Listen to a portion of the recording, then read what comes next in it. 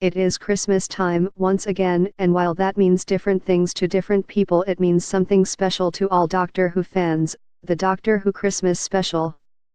This year's Doctor Who Christmas Special is especially special since it will be the last episode for the lead writer and executive producer Steven Moffat, who has been writing for Doctor Who since the show's first season and has been the showrunner on the series since its fifth season.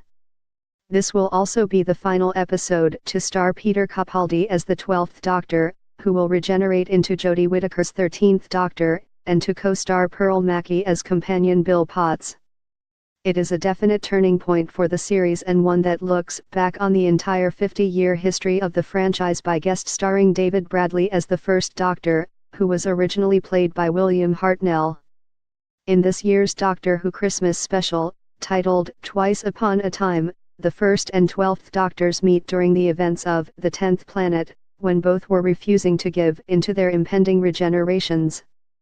A British Army captain, played by guest star Mark Gatiss, seemingly destined to die in the First World War, is taken from the trenches to play his part in the Doctor's story.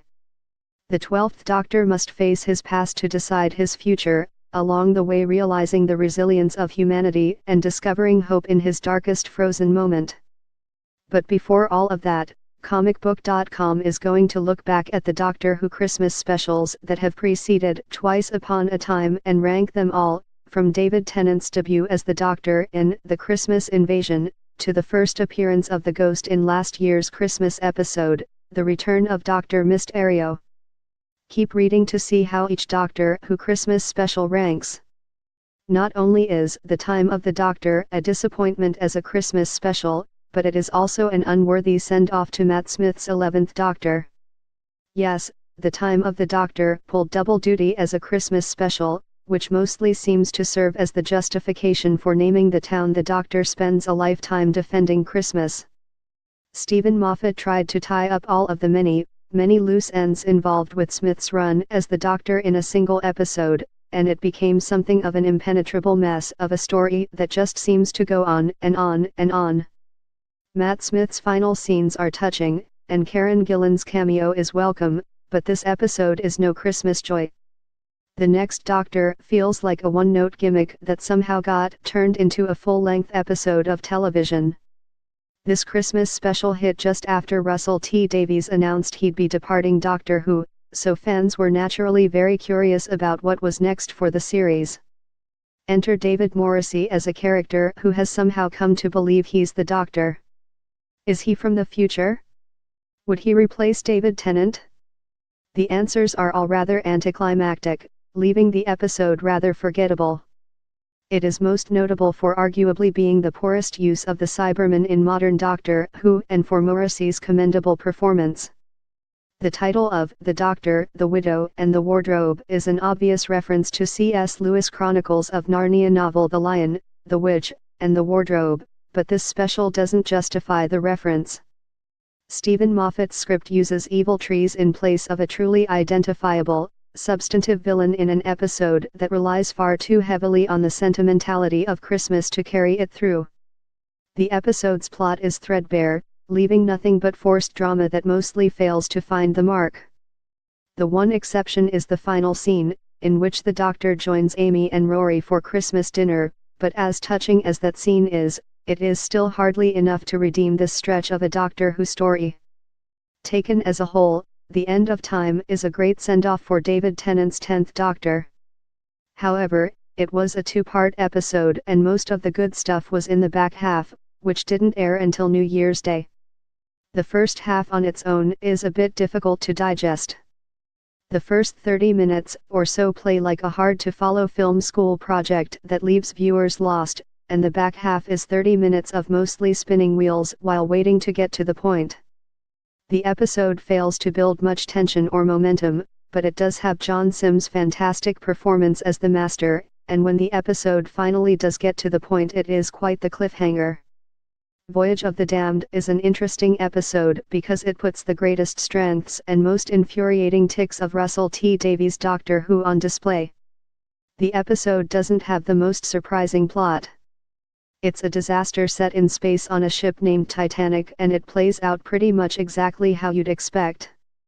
Davies' fixation with the Doctor as a Christ figure is at its least subtle, with robot angels at one point carrying the Doctor upwards. On the other hand, it is hard to deny that the episode has charm, and Tennant has genuine chemistry with stunt-casted guest companion Kyle Minogue. Voyage of the Damned is a mixed bag to be sure, but it could be much worse. The return of Dr. Mysterio did something that, in the current era of popular culture, seems inevitable to the point that it was almost surprising that it hadn't happened before. It pit Doctor Who, the quintessential British superhero, against a traditional Western superhero. The episode jumps into superhero mythology with both feet, dropping references to established heroes left and right, but the episode feels like a bit of letdown for playing the idea so completely straight and for not doing enough to compare the morals and methods of Doctor Who to that of the Ghost. While the episode is entertaining, it leaves audience waiting for another shoe drop that never comes. Peter Capaldi's first Christmas special as the Doctor was a key moment, as his curmudgeon of a doctor finally began to remember how to be connected to those around him. The Inception-like plot of The Last Christmas is bold, and it's executed competently, if not extravagantly.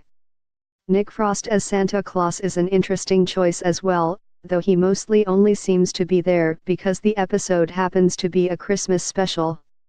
It's also true that, without the "will she, won't she" mystery surrounding Jenna Coleman's continued involvement with Doctor Who at the time this Christmas special aired, it loses a bit of its luster, and the multiple twists ending end up feeling like a bit of drag because of it.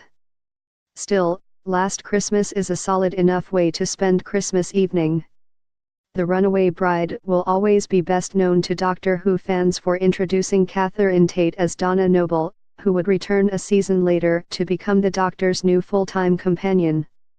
The chemistry between Tennant and Tate was instantly apparent, and they seem to be having a great time through an episode that is mostly a fun romp right up until it turns tragic when Donna learns that her fiancé is evil. If the episode has a stumbling block, it's the villain, the Queen of Rachnos, who is a fairly generic giant space spider. That the Doctor defeats the Queen and her spiders by flushing them down a drain only emphasizes the goofiness of the concept. Still, this special is a solid enough episode of Doctor Who, and it hinted at great things to come from the Dr. Donna. The Snowman is a solid episode of Doctor Who that does a remarkable job of being accessible to viewers just casually tuning in on Christmas Day while also being absolutely essential to the series as a whole. Here, the Doctor encounters a version of Clara Oswald that he, quite surprisingly, is not able to save. This sets up the entire Impossible Girl saga of the coming seasons. There's also the Paternoster gang, Vastra, Jenny, and Strax, who are some of the strongest supporting characters of the modern Doctor Who era, even if Strax is played up for comic relief a bit too often. Add in Killer Snowmen, a wonderful villain performance from Richard E. Grant, and the reintroduction of the Great Intelligence, and this is a winner of a Christmas special. The Husbands of River Song did something fans were becoming increasingly convinced that Steven Moffat was simply incapable of doing. It brought River Song's story to a satisfying and full conclusion. The episode inverts the very way fans were introduced to River Song, by making it so that the Doctor is aware of who she is while she fails to recognize him because he is wearing a face that he never told her about. That thread plays out perfectly in a single beat when the Doctor says "Hello, sweetie," and he becomes instantly recognizable to River. If this is the last Doctor Who adventure with River Song, and that does appear to be the case, then it is a great way for the character and her epic, impossible romance to end. The first Doctor Who Christmas special brought Doctor Who fans perhaps the greatest Christmas present of all, David Tennant as the Doctor. The episode nearly squandered that gift entirely by leaving the Doctor asleep and recovering from his regeneration for half of the episode, but at least that gave some of the supporting cast like Rose and Mickey a chance to shine. This helped drive home the idea that Tennant's Doctor would be more connected to the humans around him, a theme that could continue throughout the remainder of Russell T Davies and Tennant's time on Doctor Who. Add in some killer Santa Clauses and vicious Christmas trees, and The Christmas Invasion is the purest fun of all the Christmas specials. Could there be a more appropriate way to top a list of Doctor Who Christmas specials than with Steven Moffat's reimagining of Charles Dickens' A Christmas Carol in Space? Matt Smith was in top form in his performance in his first Christmas special, joined by Michael Gambon as a character filling in for Ebenezer Scrooge. Watching the Doctor try to warm the heart of the space Scrooge in time to stop a space shark from killing thousands of people is not only the best episode of Doctor Who to air on Christmas Day so far, but the Christmas special most infused with the Christmas spirit.